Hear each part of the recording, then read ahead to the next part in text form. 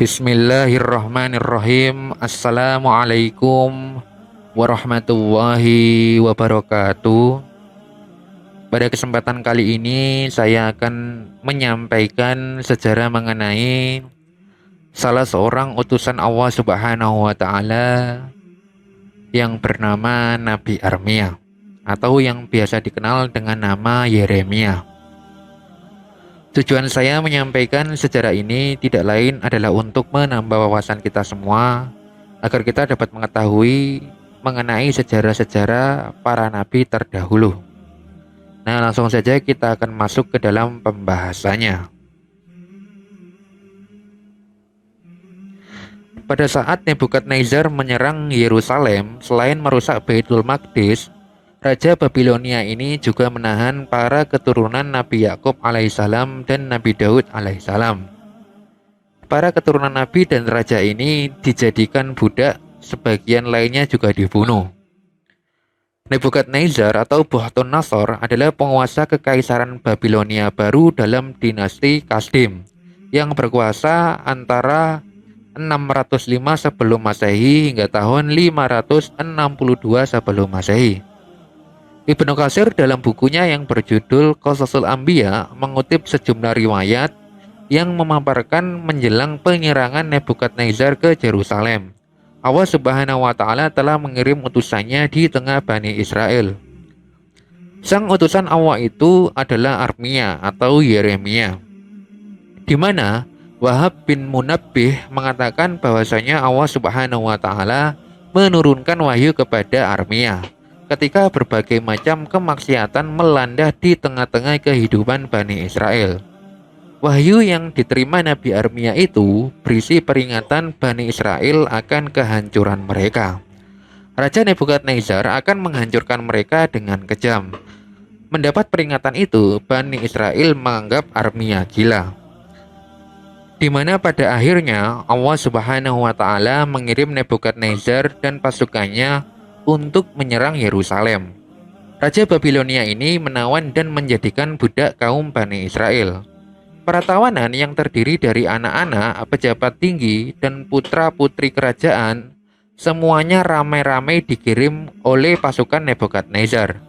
Jumlah tawanan dari kelompok ini mencapai 90.000 orang. Mereka menahan dan menjadikan budak 7.000 orang dari keluarga Daud alaihissalam. Sejumlah 11.000 orang dari keturunan Yusuf bin Yakub dan saudaranya Bunyamin.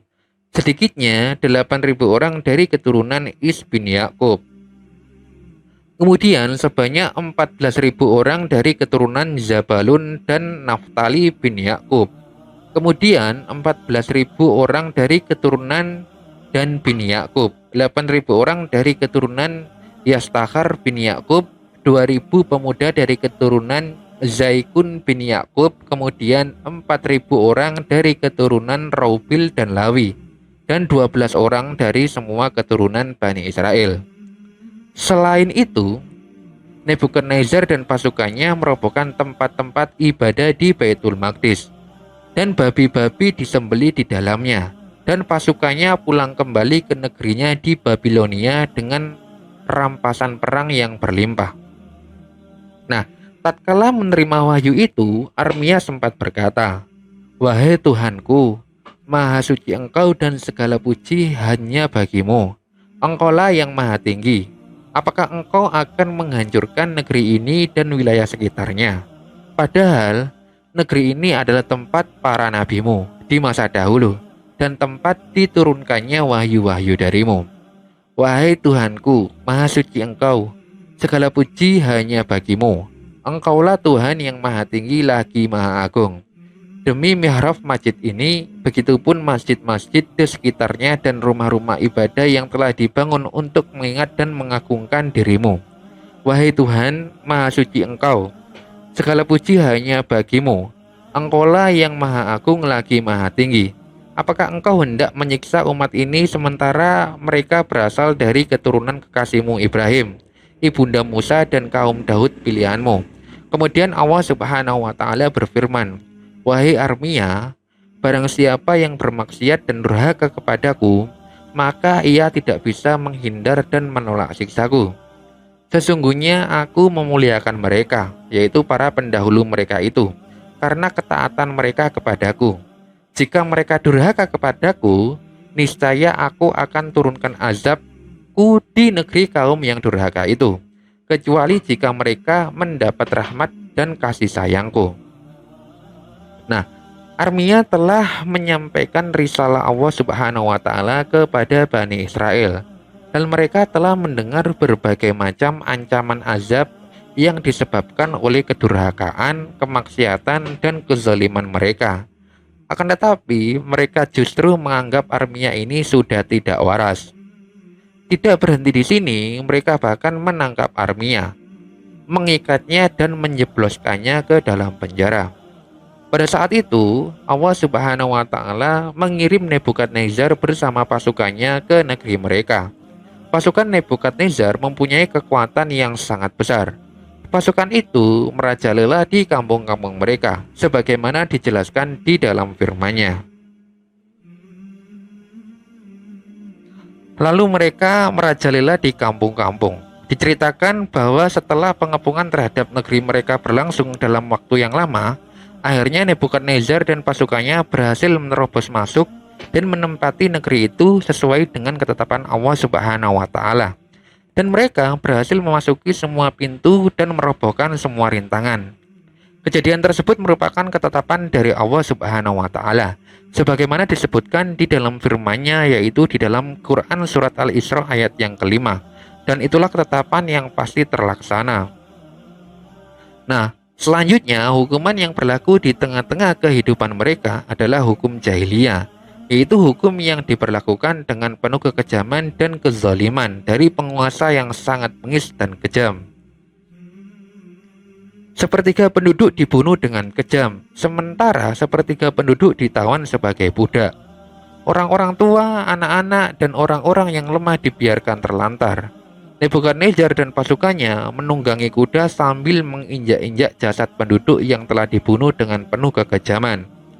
Setelah itu, Baitul Maqdis dirobohkan. Anak-anak dan kaum wanita digiring ramai-ramai ke pasar-pasar, tanpa mengenal ampun dan belas kasihan, meskipun mereka sudah tampak kelelahan.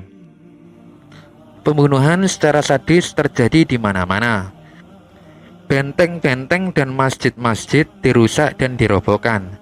Kitab Taurat dibakar. Selanjutnya, Nebukadnezar dan pasukannya kembali ke negerinya dengan membawa harta dan benda rampasan yang sangat banyak. Nah, suatu ketika terjadi dialog antara Nebukadnezar dengan Nabi Armia, di mana Wahab bin Munabbih mengatakan setelah Nebukadnezar melakukan aksi penyerangannya, mereka berkata, "Kaum Bani Israel yang engkau serang itu memiliki seorang tokoh spiritual yang bernama Armia. Ia telah memperingatkan kaumnya perihal dirimu yang melakukan penyerangan kepada mereka, melakukan pembunuhan massal, penghancuran masjid-masjid, dan tempat ibadah mereka. Akan tetapi mereka mendustai dirinya, mengintimidasi, memukul, dan menjebloskannya ke dalam penjara." Mendengar informasi itu, Nebukadnezar segera memerintahkan agar Armia dibebaskan dari penjara. Setelah Armia dikeluarkan dari penjara, Bukhtanasar bertanya, "Apakah engkau telah memperingatkan kaummu itu tentang bencana yang akan datang menimpa mereka?" Ketika itu Nabi Armia menjawab, "Iya." Kemudian Nebukadnezar berkata, "Sungguh aku mengetahui hal itu."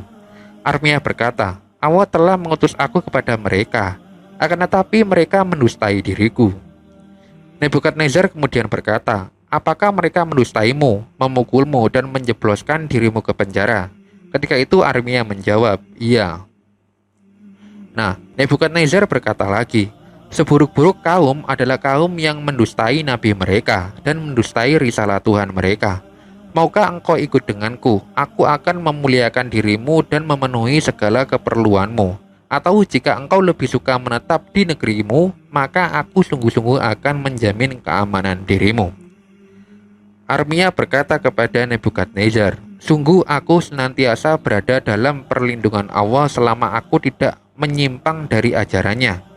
Sesaat pun, seandainya Bani Israel tidak menyimpang dari ajarannya, niscaya mereka tidak takut kepadamu dan kepada yang lainnya.